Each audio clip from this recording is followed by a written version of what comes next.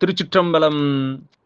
அருள் தரும் சிவகாமி அம்மை உடனுரை அருள்மிகு கைலாயநாதப் பெருமான் திருவடிகள் போற்றி போற்றி. எம்பிரான் பரஞ்சோதி முனிவர் திருவடிகள் போற்றி போற்றி.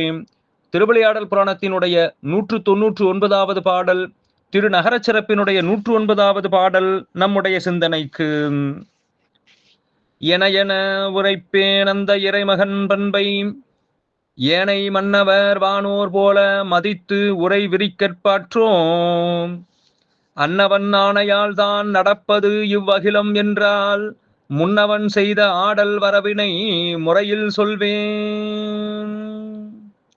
என என உரைப்பேன் அந்த இறைமகன் பண்பை, என்னவாறு நான் அந்த எல்லோர்க்கும் இறைவனாக வீற்றிருக்கின்ற நம்முடைய சொக்கநாத பெருமானுடைய பண்பை என்னவென்று சொல்லி போற்றுவேன். ஏனை மன்னவர் வானோர் போல மதித்து உரை விரிக்கற்பாற்றோம்.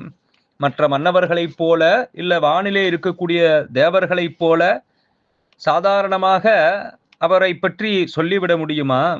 அன்னவன் ஆணையால் தான் நடப்பது இவ்வகிலம் என்றால், நம்முடைய சிவபெருமான் சொக்கநாத பெருமானுடைய ஆணையால் தான், அவருடைய உத்தரவால் தான் இந்த உலகமே இயங்கிக் கொண்டிருக்கின்றது என்று சொன்னால், முன்னவன் செய்த ஆடல் வரவினை முறையில் சொல்வேன்.